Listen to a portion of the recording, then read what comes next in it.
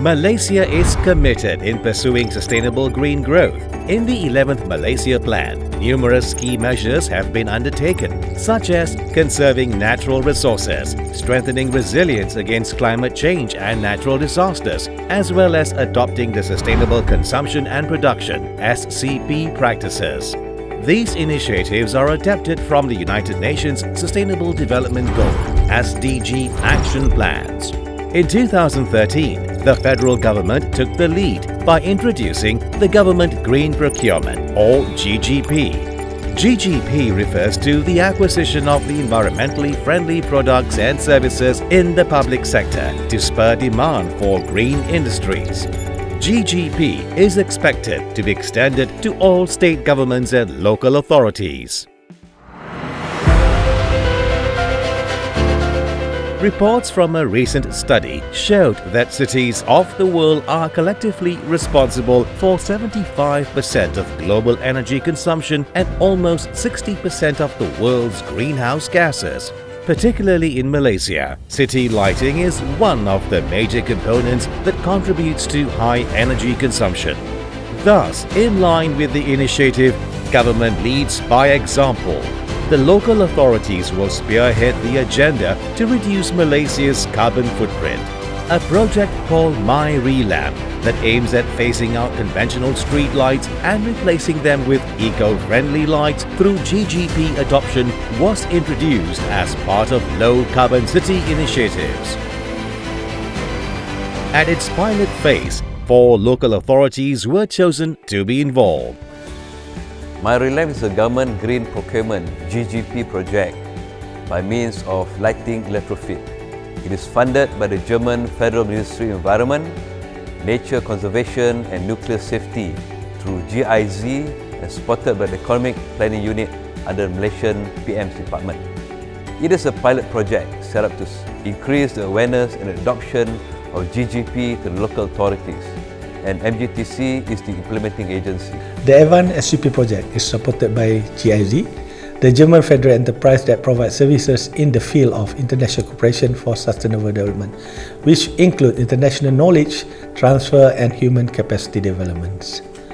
Through the project, the enhancement of the green market and the development of financial incentive is supported, which facilitate GGP implementation that contribute to the country objective in lowering greenhouse gas emissions and improving resource efficiency.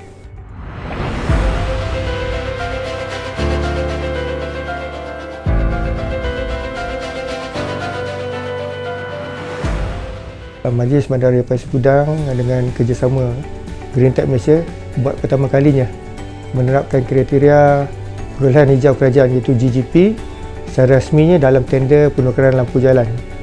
Antara spesifikasi produk yang dijadikan kriteria mandatori adalah peralatan lampu jalan perlu mempunyai pengiktirafan My Hijau Mark serta mendapat skim pelabelan Eco daripada SIRIM.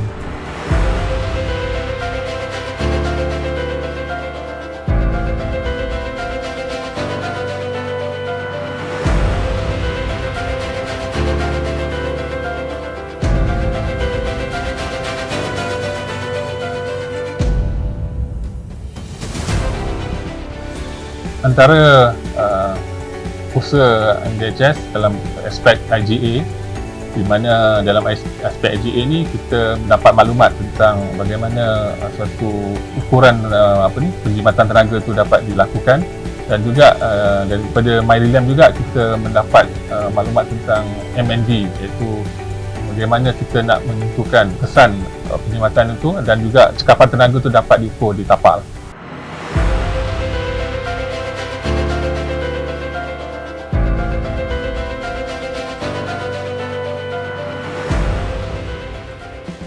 Menara Langkawi Bandara Pelancongan telah mempunyai sistem pengurusan kualiti ISO 9001-2050, dan sistem pengurusan tenaga ini merupakan salah satu lagi sistem yang mendukung ke arah kelestarian alam sekitar Langkawi.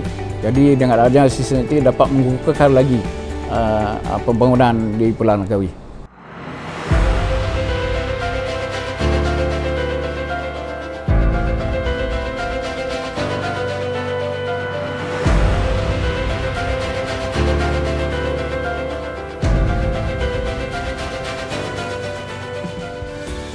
program leasing ini baik kerana kita tak mengeluarkan tunai dalam masa segera. Mana dalam ni kita boleh kata orang berlaku penjimatan dan dalam masa sama kita boleh mempercepatkan proses penukaran kepada lampu LED.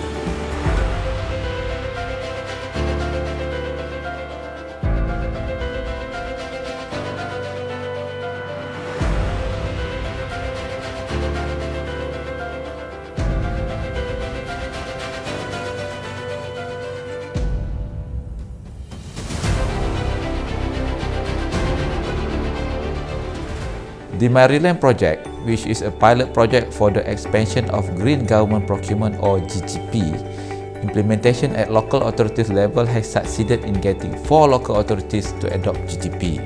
Moving forward, the initiative and lesson learned from this project will be replicated at the state and other local authorities.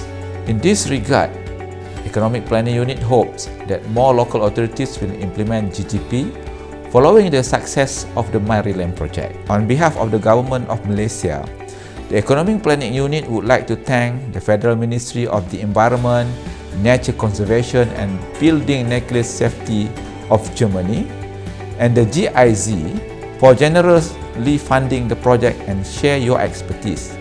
This is still a long road ahead in our effort to drive environmental sustainability in Malaysia, and we look forward to more fruitful cooperation with BMU and GIZ in the future.